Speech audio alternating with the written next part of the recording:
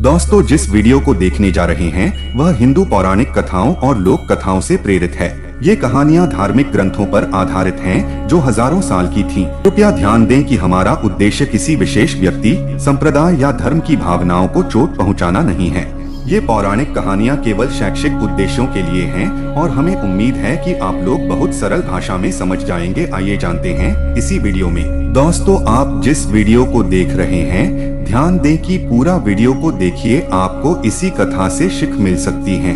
दोस्तों, आज हमें माँ दुर्गा के 9 रूपों की कथा बारे में चर्चा करेंगे। आइए जानते हैं माँ दुर्गा के 9 रूपों की कथा।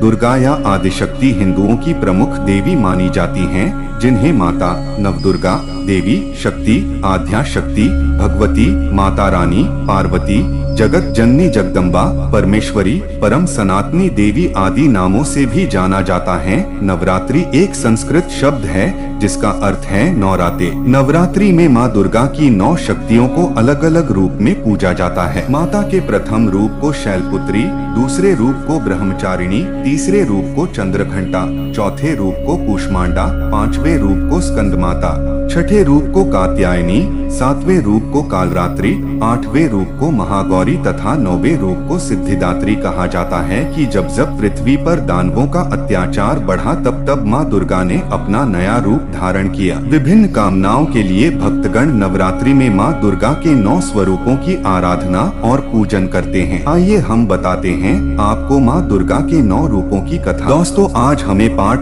1 वीडियो में माँ दुर्गा की तीनों रूप के बारे में चर्चा करेंगे। 1 माँ शैलपुत्री, 2 माँ ब्रह्मचारिणी और 3 माँ चंद्रघंटा। माँ दुर्गा की इस रूप को क्यों शैलपुत्री, ब्रह्मचारिणी और माँ चंद्रघंटा कहते हैं, आइए जानते हैं इसी वीडियो में। माँ शैलपुत्री, इसका अर्थ है पहाड़ों की पुत्री। माँ दुर्गा को सर्वप्रथम शैलपुत्री के रूप में पूजा जाता है। पर्वतराज हिमालय के घर देवी ने पुत्री के रूप में जन्म लिया और इसी कारण इनका नाम शैलपुत्री पड़ा। प्रकृति का प्रतीक माँ शैलपुत्री जीवन के प्रत्येक क्षेत्र में सफलता का सर्वोच्च शिखर प्रदान करती हैं। शैलपुत्री के दाएं हाथ में त्रिशूल और बाएं हाथ में कमल का फूल रहता है तथा इनका वाहन वृषभ बैल है। माँ के इस रूप को लाल और सफेद रंग की वस्तुएं पसंद होने के कारण इस दिन लाल और सफेद पुष्प एवं सिंदूर अर्पित करें और दूध की मिठाई का भोग लगाएं। माँ शैलपुत्री का पूजन घर के सभी सदस्य के रोगों को दूर करता है एवं घर से दरिद्रता को मिटा संपन्नता को लाता है। शैलपुत्री माँ की कथा। एक बार प्रजापति दक्ष ने एक बड़ा यज्ञ करवाया। उसमें उन्होंने सारे देवताओं को यज्ञ में अपना अपना भाग लेने के लिए निमंत्रित किया, परंतु शिवजी को उन्होंने निमंत्रित नहीं किया। जब नारद जी ने माता सती को ये यज्ञ की बात बताई तब माँ सती का मन वहाँ जाने के लिए बेचैन हो गया। उन्होंने शिवजी को यह बात बताई तब शिवजी ने कहा, प्रजापति दक्ष किसी बात से हमसे नाराज हो गए हैं, इसीलिए उन्होंने हमें जानबूझकर नहीं बुलाया, तो ऐसे में तुम्हारा वहाँ जाना ठीक नहीं है। यह सुनकर माँ सती का मन शांत नहीं हुआ। उनका प्रबल आग्रह देखकर शिवजी ने उन्हें वहाँ जाने की अनुमति दे दी। जब माँ सती वहाँ पहुँची तो उन्होंने देखा कि कोई भी वहाँ पर उनसे ठीक से या प्रेम से व्यवहार नहीं कर रहा था, केवल उनकी माता ही उनसे प्रेम पूर्वक बात कर रही थी। तब क्रोध में आकर माता सती ने उस यज्ञ की अग्नि से अपना पूरा शरीर भस्म कर दिया और फिर अगले जन्म में पर्वतराज हिमालय के पुत्री के रूप में जन्म लिया और शैलपुत्री के नाम से जानी गई। पूजन मंत्र वंदे वांछित लाभाय, चंद्रार्थ कृत शिखराम, वृषारूढ़ा शूलधरा, शैलपुत्री यशस्विनी। माँ ब्रह्मचारिणी। ब्रह्मचारिणी ब्रह्मा का अर्थ है तपस्या और चारिणी यानी आचरण करने वाली। इस प्रकार ब्रह्मचारिणी का अर्थ हुआ तप का आचरण करने वाली। ब्रह्मचारिणी माता दाहिने हाथ में जप की माला एवं बाएं हाथ में कमंडल रहता है। नवरात्र पर्व के दूसरे दिन माँ ब्रह्मचारिणी की पूजा अर्चना की जाती है। वह साधक इस दिन अपने मन को माँ के चरणों में लगाते हैं। माँ दुर्गा जी का यह दूसरा स्वरूप भक्तों और सिद्धों को अनंत फल देने वाला है। इनकी उपासना से मनुष्य में तप, त्याग, वैराग्य, सदाचार, संयम की वृद्धि होती है। जीवन के कठिन संघर्षों में भी उसका मन कर्तव्य पथ से विचलित नहीं होता। ऐसी परंपरा है कि इस दिन ऐसी कन्याओं का पूजन किया जाता है जिनका विवाह तय हो गया है लेकिन अभी शादी नहीं हुई है। ऐसी कन्याओं का पूजन के पश्चात भोजन कराकर वस्त्र, पात्र आदि भेंट कर माँ ब्रह्मचारिणी को प्रसन्न किया जाता है। ब्रह्मचारिणी माँ की कथा। जब शैलपुत्री बड़ी हुई तब नारद जी ने उन्हें बताया कि अगर वह तपस्या के मार्ग पर चलेगी तो उन्हें उनके पूर्व जन्म के पति शिवजी ही वर के रूप में प्राप्त होंगे। शिवजी ही वर के रूप में प्राप्त करने के लिए उन्होंने कठोर तपस्या की, तब उन्हें ब्रह्मचारिणी नाम दिया गया। उन्होंने कई वर्ष केवल फल फूल ही खाए, जमीन पर सोई, यहाँ तक कि कई वर्षों तक कठिन उपवास रखे और खुले आसमान के नीचे सर्दी गर्मी और घोर कष्ट सहे। यह देखकर सारे देवता प्रसन्न हो गए और उन्होंने पार्वती जी को बोला कि इतनी कठोर तपस्या केवल वही कर सकती है, इसीलिए उनको भगवान शिवजी ही पति के रूप में प्राप्त होंगे।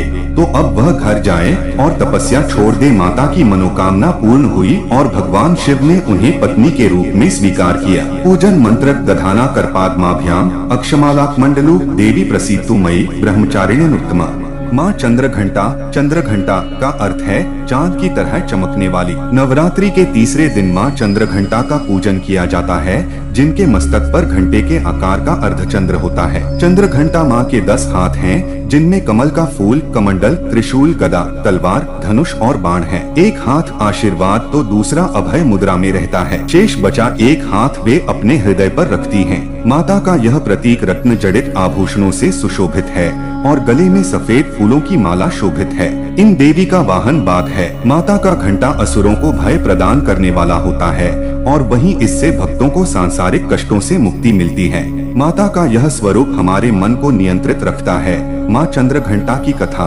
देवताओं और असुरों के बीच लंबे समय तक युद्ध चला। महिषासुर असुरों का राजा था और इंद्र देवताओं के। महिषासुर ने देवताओं पर विजय प्राप्त कर इंद्र का सिंहासन हासिल कर लिया और स्वर्गलोक पर राज करने लगा। इससे सभी देवतागण परेशान हो गए और इस समस्या से निकलने का उपाय जानने के लिए त्रिदेव ब्रह्मा, विष्णु और महेश के पास गए। देवताओं ने बताया कि महिषासुर ने इंद्र और अन्य देवताओं के सभी अधिकार छीन लिए हैं और उन्हें बंधक बनाकर स्वयं स्वर्गलोक का राजा बन गया है। देवताओं ने बताया कि महिषासुर के अत्याचार के कारण अब देवता पृथ्वी पर विचरण कर रहे हैं और स्वर्ग में उनके लिए स्थान नहीं है। यह सुनकर ब्रह्मा, विष्णु और भगवान शंकर को अत्यधिक क्रोध आया। क्रोध के कारण तीनों के मुख से ऊर्जा उत्पन्न हुई। देवगणों के शरीर से निकली ऊर्जा भी उस ऊर्जा से जाकर मिल गई। यह 10 दिशाओं में व्याप्त होने लगी। तभी वहाँ एक देवी का अवतरण हुआ। भगवान शंकर ने देवी को त्रिशूल और भगवान विष्णु ने चक्र प्रदान किया। इसी प्रकार अन्य देवी देवताओं ने भी माता के हाथों में अस्त्र शस्त्र सजा दिए। इंद्र ने भी अपना वज्र और ऐरावत हाथी से उतरकर एक घंटा दिया। सूर्य ने अपना तेज और तलवार दिया और सवारी के लिए शेर दिया। देवी अब महिषासुर से युद्ध के लिए पूरी तरह से तैयार थी। उनका विशालकाय रूप देखकर महिषासुर यह समझ गया कि अब उसका काल आ गया है। महिषासुर ने अपनी सेना को देवी पर हमला करने को कहा। अन्य दैत्य और दानवों के दल भी युद्ध में कूद पड़े। देवी ने एक ही झटके में ही दानवों का संहार कर दिया। इस युद्ध में महिषासुर तो मारा ही गया, साथ में अन्य बड़े दानवों और राक्षसों का संहार कर दिया। इस तरह माँ ने सभी देवताओं को असुरों से अभयदान दिलाया। माँ चंद्रघंटा शुक्र ग्रह की देवी मानी जाती हैं। नवरात्रि के तीसरे दिन चंद्रघंटा माँ की पूजा अर्चना करते वाले जातकों की जन्मपत्री में शुक्र दोष समाप्त होता है। पूजन मंत्र पिंडज प्रवरारूढ़ा चंडकोपास्त्र कैर्युता प्रसादन तनुते महमन चंद्रघंटेति विश्रुता।